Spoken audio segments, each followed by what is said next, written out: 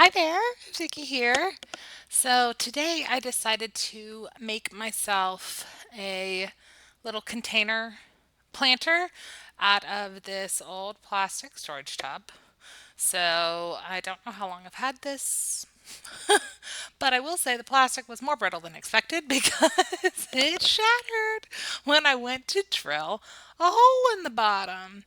So that was fabulous. Just I have no words. Sometimes plans just don't go quite as expected, but persevered. I ended up drilling two holes in the bottom. The second hole worked good enough. And then I kind of looked around to see if I could do another one, and I really didn't see a spot with that big problem that made itself. But I did want to drill a couple of holes in the side bottom of the container just in case it develops, standing water or something. I wanted like an overflow area for water to be able to escape. So I did that on all four sides, I think. And honestly, it seems to be draining quite well. I watered in the plants that I ended up putting in this, and they it drained just fine right out the bottom. So I don't think drainage will be an issue. Oh man. But I ended up throwing out those little extra plastic bits and um, then I went in search of some tape to try to fix the bottom of this container with. And I'm sure there were lots better choices than what I ultimately picked. I couldn't quite figure out how this broke off. Eventually, I did get it in the right orientation for it to be put back together. And because I still want drainage, I wanted there to be like a crack left, just not this giant gaping hole. I do need soil to kind of stay inside this a little bit. So I went inside to look for some tape, and what I got was very thin masking tape because that was super smart decision. Now, what kinds of tape do I have on hand? Would be a good question.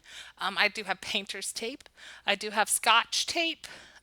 Mm, and that might be it. I think I have the like drywall tape that's got the like grid pattern. Um, so like it's not like there were a ton of great options, but I'm not sure the masking tape was the right way to go. But oh well. If I end up having to repair it again, that's fine. This was a free-ish container for me to plant things in. Essentially what has happened is because I started my seeds a little prematurely, or perhaps they grew better than I thought they would. Um, they some of them were getting distressed in their little seed starting pods, and they needed to be up potted. Um, and so that's why I decided to make a little container garden situation out of this old storage container because I need a space today to put plants. And it is not yet before the danger of frost. So not only do I need space today to put plants, but I also need space today to put plants where I can also take them inside. So I think longer term, this will work just fine.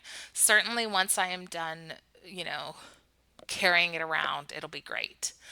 I ended up putting, because I wasn't, like, I didn't purchase soil for this. I wasn't really planning on making a little random container for plants. So I put just random stuff in it in terms of soil to fill. So this is just some topsoil. I got it at Lowe's and it's double bagged because it has a massive hole on it. But you know what that means? It means it was half price. So I probably got 70% of a bag of topsoil, but for 50% price. Yeah, yeah. So I used that to fill this, and then I had like a half bag of Miracle Grow potting mix that was just chilling in the garage from probably when I planted my onions outside, but honestly, I can't quite remember. Um, so I surely did use that as well.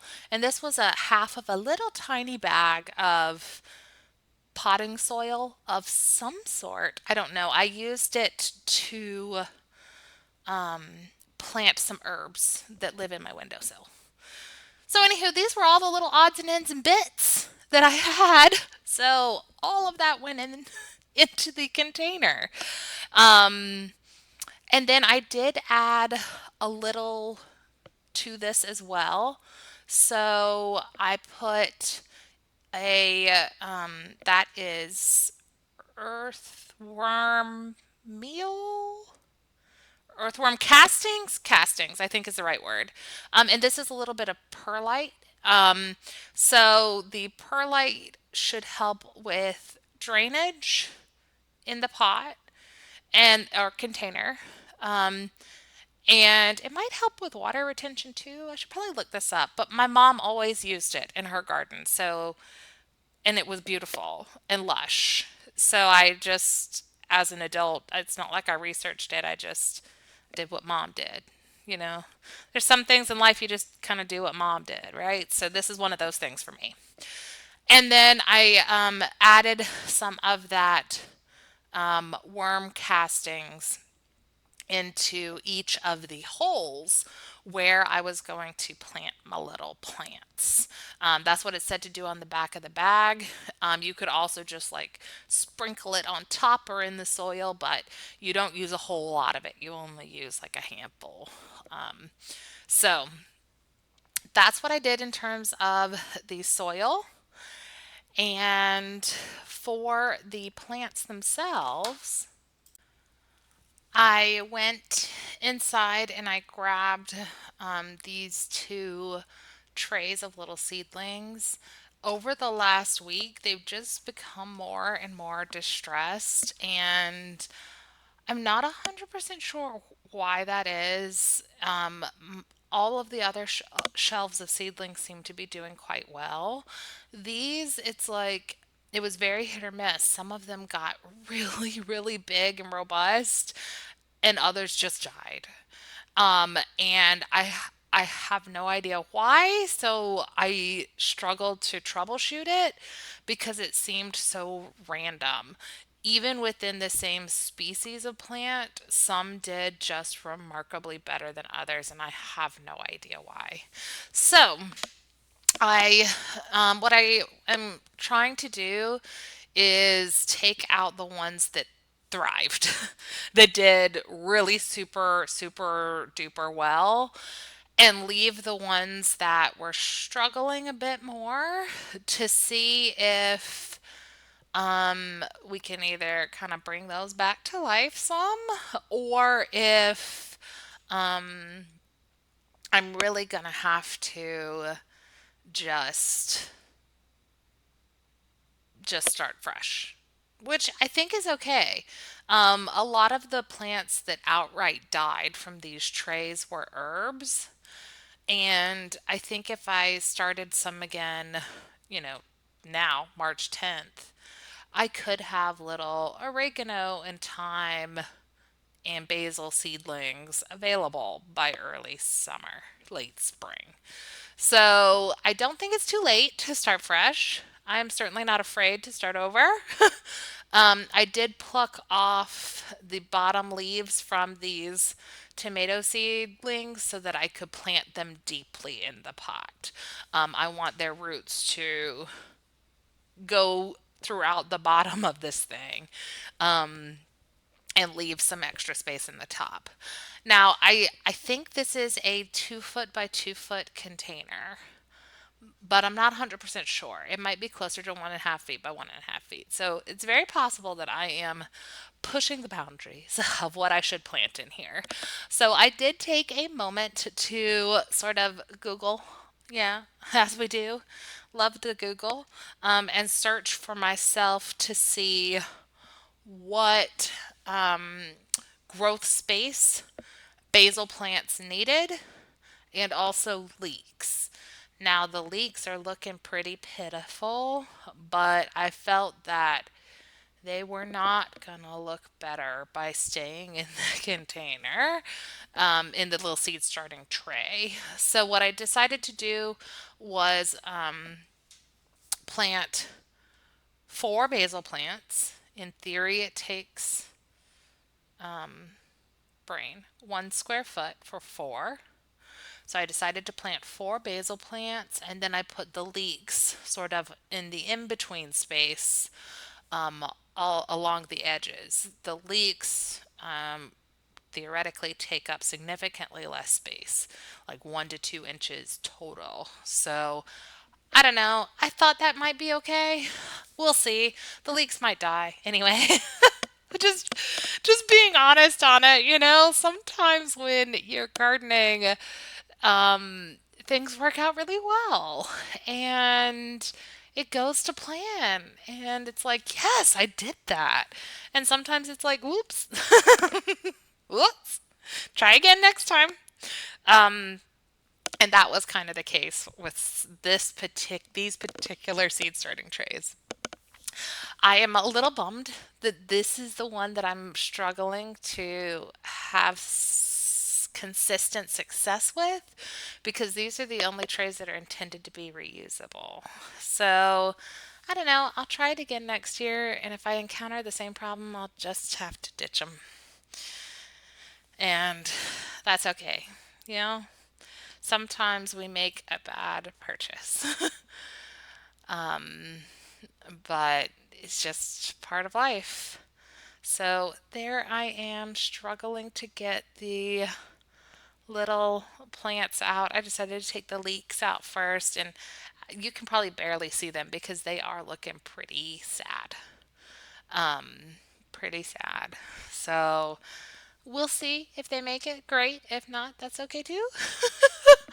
Um, and then I took out the basil plants.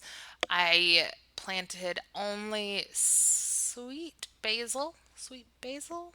One of them might have been a lemon basil. But that's what those are. And those seedlings really were doing very well, which is why I selected them to go in this container. So, my plan for this container in general is during the daytime when it's 60 degrees plus, it will go outside and sit in the sun. But we do have a couple of days forecasted with temperatures in the 30s overnight.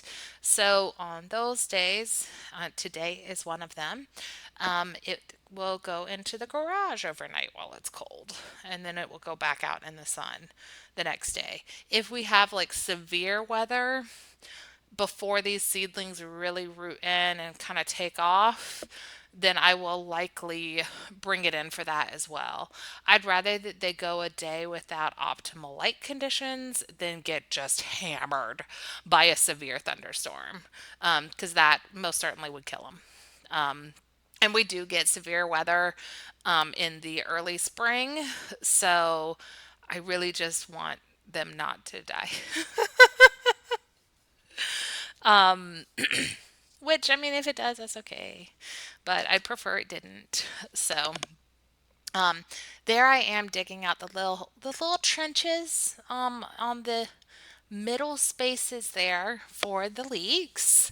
I'm just kind of tucking in plants wherever I see a place to tuck them. That's kind of my philosophy. And I did add those earthworm castings to the holes before I added any of the little seedlings. So yeah, I want to say 6 leeks in total. But yeah, they're not looking great. They're not looking great. And I've never planted leeks before, so honestly, it was a bit of an experiment. I was very thrilled to see that they did in fact come up at all, but I'm just not. I don't have a whole lot of hope for them. So, anywho, that is what I did in terms of repotting on this particular container. But I also did end up repotting in little com- decomposable. De- mm, I don't know. I think they're called peat pots, but anywho, you'll see them in just a second. And I put some more of the really thriving tomato seedlings in those, and they will stay underneath my grow lights for the time being, and then kind of go outside, as they're ready. So I ran inside to get those and I decided to fill them just with soil from the raised beds in which they will eventually be planted. So I climbed back up the hill and I got some dirt in those. But to me, it felt like it made a lot of sense to fill them in that way because, you know, it's soil that raised bed's kind of getting back when I plant this little pot, if that makes sense. So, the seedlings that I chose were again just the most robust ones that were in the seed starting tray. I want to say most of these varieties were Gardener's Delight and some were Better Boy. There was one tomato that wasn't doing great that I did put in one of these pots, and that's because it is a spoon. It's a spoon tomato. I got the seed from my sister, and all the other ones died. Every single one of them died except for that little seedling. So I said, you know what? Let me give it its best shot. Let me put it in a new pot. If it's really something about that seed container that it does not like, let me just give it a new pot. So I don't know. I don't know. All of its little tomato friends died, so I'm not having a whole lot of hope. But you never know; it might be successful. And then I did add the little labels back to the ones that I knew of. Although I will say at this point, I'm not 100% sure which tomatoes are which. Other than this spoon tomato, it had very distinctive leaves, so I think I will be able to easily tell and remember which one that was. But I don't know. We'll just see. We'll just see what comes up and what happens. Um, so yeah, I transplanted all of these. I think I had six of the little peat pots. So that's what I did. Now, what I will say is what I noticed on the plastic seed starting container is that they were kind of waterlogged. I don't think I realized just how much water was sitting at the bottom of those containers. And since none of my other containers seem to have that issue feature, not sure. Um, that was kind of unique to this one, which might be why the plants weren't doing so well. Maybe they were just over hydrated. So what I did instead of immediately watering down my new pots in my container is I let it sit like this for a couple hours to try to help the moisture that was around the roots go somewhere else.